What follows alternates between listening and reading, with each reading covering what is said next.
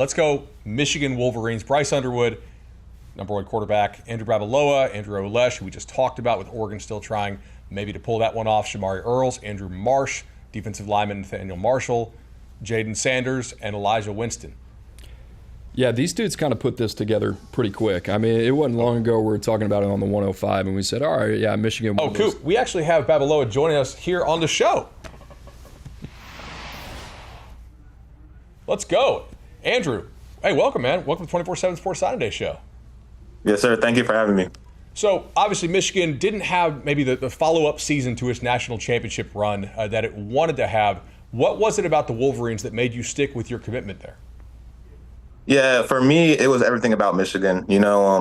The offensive line tradition, the football tradition in general, the academics, just everything that went into making Michigan what they are. And I knew that Coach Moore had a plan and a vision for the program, and ultimately I stuck with it, and I'm glad to see where we are today. Michigan, huge coup, obviously, a couple weeks ago now, flipping Bryce Underwood from LSU. I got to ask you, how much did that mean to you, and when did you know that it had a real chance of happening?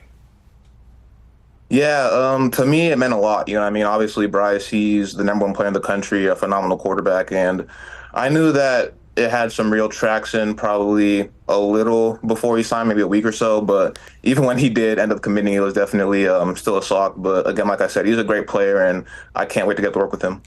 All right, so last one for me. We'll wrap it here.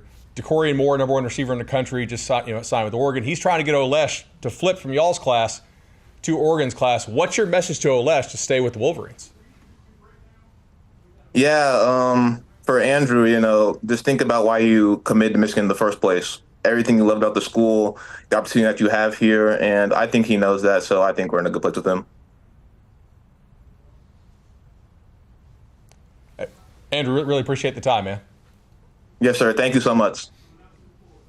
All right, now let's get a little kind of Michigan discussion here if we can.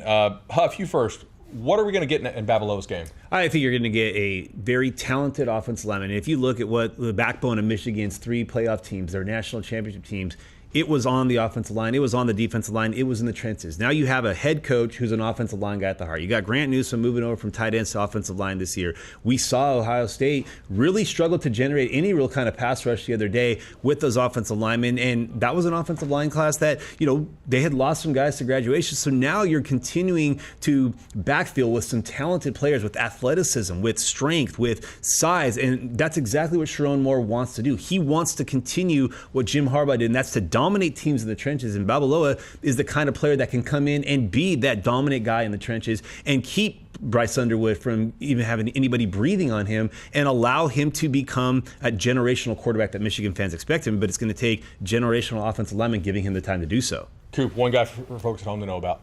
Shamari Earls, was a guy that's banged up, missed a lot of his senior season out of Virginia, was committed to Georgia, and I think a lot of people look at him and not an afterthought. I mean, we're talking about a top 100 player here, but when you really dig in on this kid, just from a height, weight, speed standpoint, you look at him, three-phase guy, production.